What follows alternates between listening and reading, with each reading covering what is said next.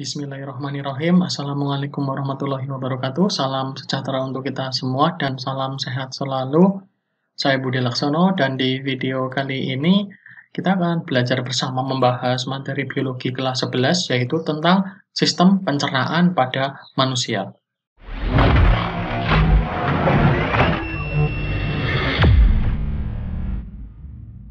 Untuk kompetensi dasar dan juga tujuan pembelajaran, Pak Budi lampirkan di kolom deskripsi, supaya nanti kita bisa mempelajari materi ini sesuai batasan-batasan tertentu dalam mempelajari materi sistem pencernaan pada manusia. Nanti nggak terlalu jauh gitu pembahasannya, kita sudah kayak membuat sekat-sekat supaya materi ini nanti lebih mudah dipahami dan sesuai dengan kriteria standar pendidikan. Untuk bagian apa saja yang nanti dipelajari, di sini sudah dikategorikan, yaitu dari pengertian, kemudian organ, bagian-bagian, proses, serta gangguan atau penyakit sistem pencernaan pada manusia. Oke, yang pertama, kita lihat dulu pengertian dari sistem pencernaan. Sistem pencernaan itu merupakan sistem yang memproses, mengubah makanan, dan menyerap sari makanan yang berupa nutrisi-nutrisi dibutuhkan oleh tubuh. Sistem pencernaan juga akan memecah molekul-molekul makanan yang kompleks menjadi molekul yang lebih sederhana dengan bantuan enzim sehingga mudah dicerna oleh tubuh. Sistem pencernaan pada manusia hampir sama dengan hewan ya, yaitu terdapat mulut, lambung, usus, dan juga mengeluarkan kotorannya melewati anus. Untuk kelompok organ pada sistem pencernaan manusia ini dibagi menjadi dua. Yang pertama itu saluran pencernaan, yaitu saluran yang berlanjut atau kontinu berupa tabung yang dikelilingi oleh otot. Saluran pencernaan mencerna makanan, memecahnya menjadi bagian yang lebih kecil atau lebih sederhana, kemudian menyerap bagian tersebut menuju ke pembuluh darah. Organ-organ yang termasuk di dalamnya di sini ada mulut, ada kerongkongan atau esofagus, ada lambung, usus halus, serta usus besar. Dan dari usus besar, nanti makanan akan dikumpulkan dulu di rektum, dan nanti selanjutnya dibuang atau dikeluarkan melalui anus. Untuk kelompok yang kedua, di sini itu ada yang namanya organ pencernaan tambahan atau aksesoris. Organ pencernaan tambahan ini berfungsi untuk membantu saluran pencernaan dalam melakukan kinerjanya. Gigi dan lidah terdapat di dalam rongga mulut. Kantung empedu serta kelenjar pencernaan akan dihubungkan kepada saluran pencernaan melalui sebuah saluran tertentu. Untuk kayak pankreas dan juga empedu ini, muaranya, salurannya itu nanti sama. Nanti dikeluarkan di sekitar usus halus. Kelenjar pencernaan tambahan akan memproduksi sekret. Sekret itu bisa berupa cairan atau enzim yang berkontribusi dalam pemecahan bahan makanan. Gigi, lidah, kantung empedu, dan beberapa kelenjar yang lain itu adalah hati dan juga pankreas, dan juga kelenjar ludah ini merupakan aksesoris, organ aksesoris pada sistem pencernaan manusia. Untuk bagian-bagiannya, kalian bisa melihat pada gambar di sini. Bagian sistem pencernaan pada manusia itu yang pertama nomor 1 ini ada yang namanya kelenjar ludah, di mana sumbernya itu ada 3 kelenjar ludah ini sendiri. Ada yang namanya parotis, nomor 2 yang ada di belakang ini. Kemudian yang nomor 3 itu ada yang namanya submandibularis, itu yang di bawah rahang. Nomor 3 ini bisa kita lihat di bawah rahang yang berarti di sini. Terus yang keempat ada sublingualis, yaitu di bawah lidah.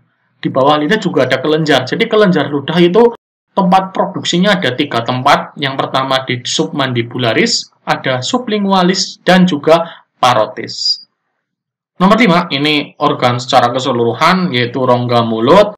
Kemudian nomor 6, ini ada organ amandel. Amandel itu sebenarnya ya ada yang kontra maupun ada yang setuju dengan peran amandel ini pada sistem pencernaan manusia.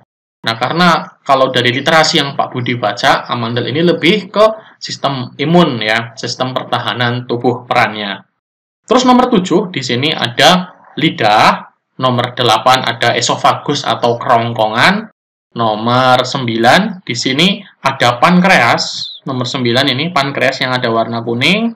Kemudian nomor 10 itu ada lambung. Nomor 11 saluran pankreas. Nomor 12 hati. Nomor 13 itu adalah kantung empedu yang berwarna hijau. Nomor 14 ini adalah duodenum, bagian dari usus halus. Terus nomor 15 ini ada saluran empedu, di mana saluran ini adalah muara dari empedu dan juga pankreas yang nantinya akan disekretkan di dalam usus halus.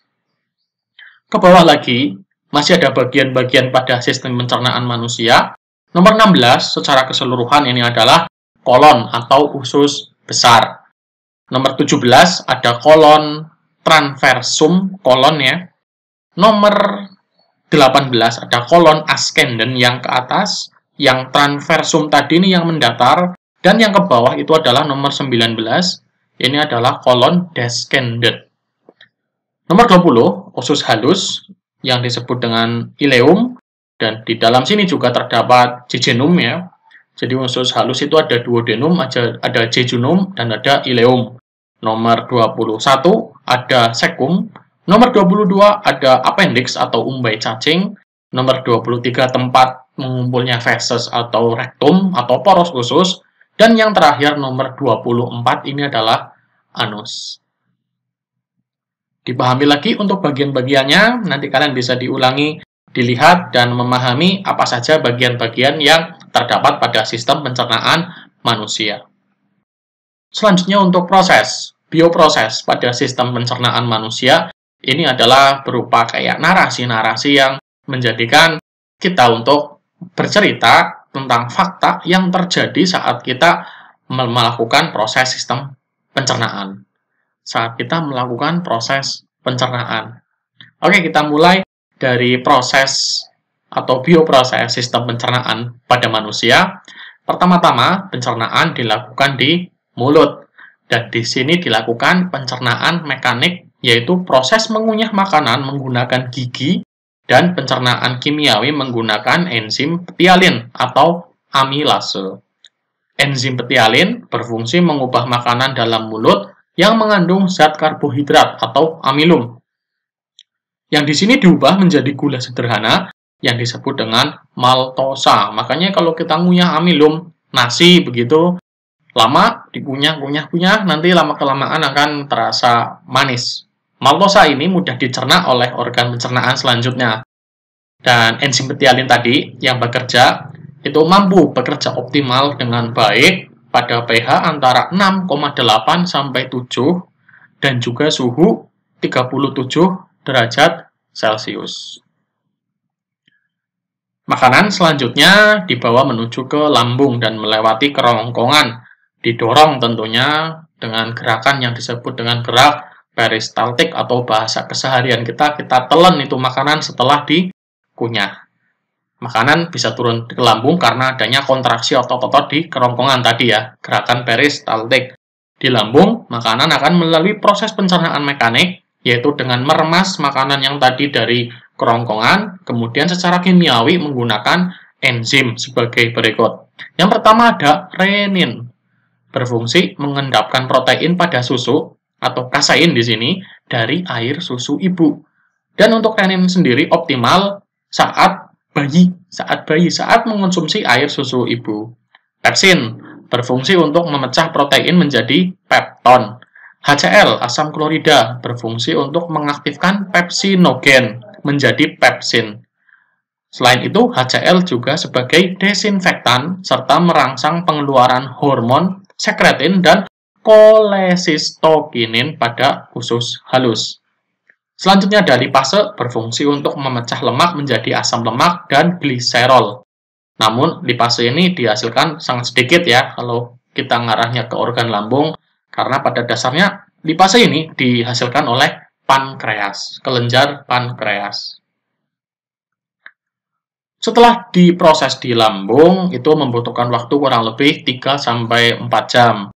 Makanan akan dibawa menuju ke usus 12 jari, usus halus. Pada usus 12 jari ini terdapat enzim-enzim yang berasal dari pankreas tadi.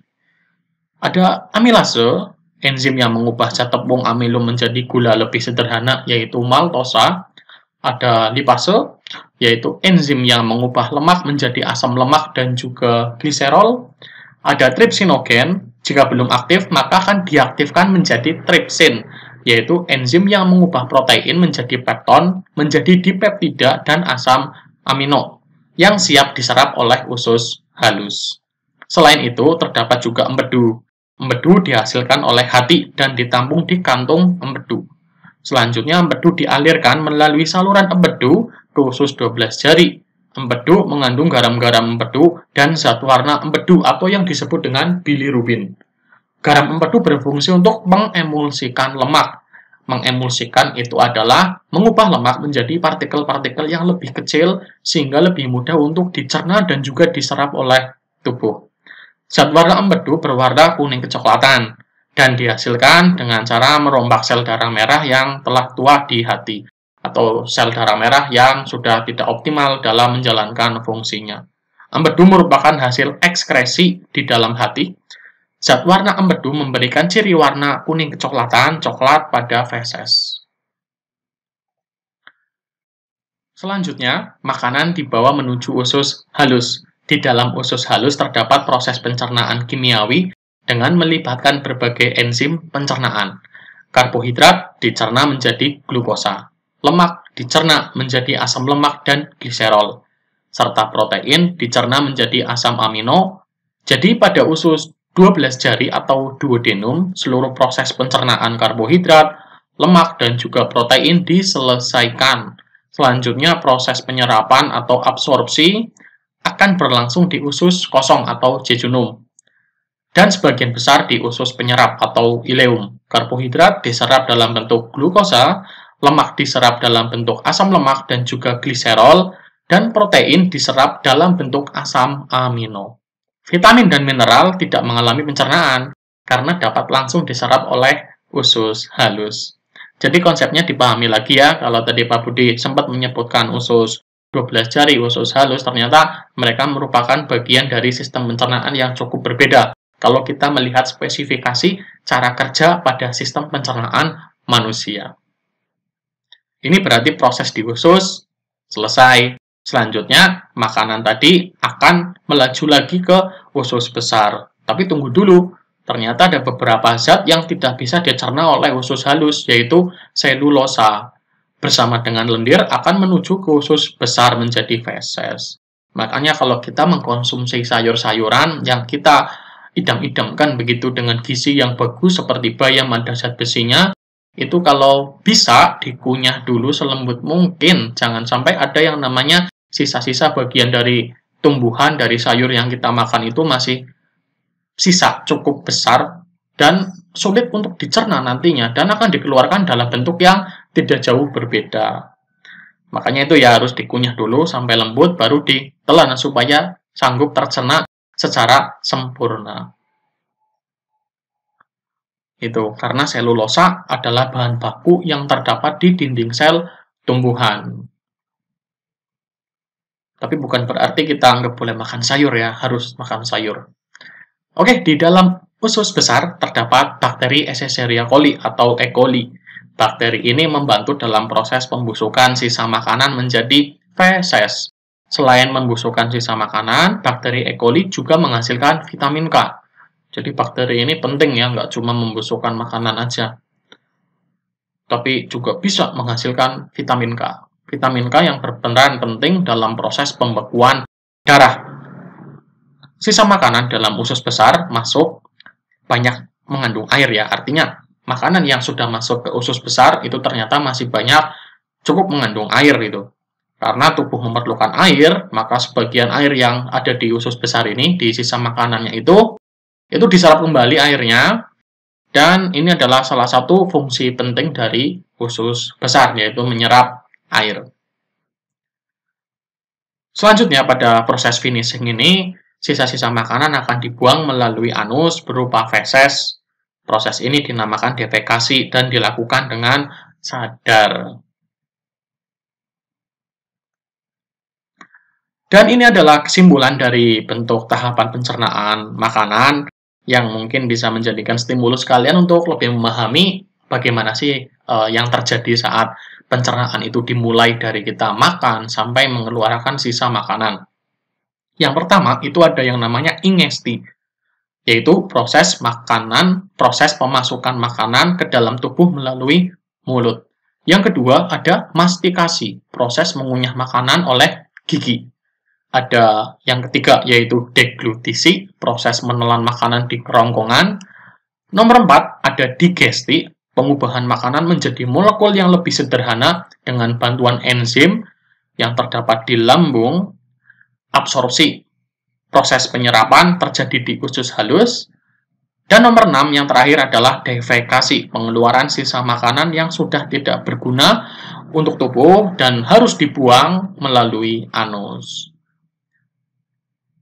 Alhamdulillah, puji Tuhan sudah selesai untuk pemaparan materi pada sistem pencernaan manusia dari pengertian, kelompok organ, bagian-bagiannya, serta bioproses yang terjadi. Silakan tonton video ini dari awal kalau ada yang belum dimengerti, belum paham. Dan kalau memang ingin ada yang ditanyakan, silakan ditanyakan saja di kolom komentar. Nanti kita akan diskusikan bareng. Kalau memang video ini ada beberapa kekeliruan, tambahan, nanti sesegera mungkin akan Pak Budi perbaiki di kolom deskripsi, tentunya dengan masukan dari kalian. Karena manusia tidak ada yang sempurna, di sini kita belajar bareng dengan metode-metode yang inovatif. Untuk bagian kategori gangguan penyakit ini pada sistem pencernaan, kita lanjutkan di video sebelumnya. Kalian pahami dulu tentang bagaimana bioproses yang terjadi pada sistem pencernaan manusia. Cukup sekian untuk video kali ini dari Pak Budi dan tunggu video selanjutnya.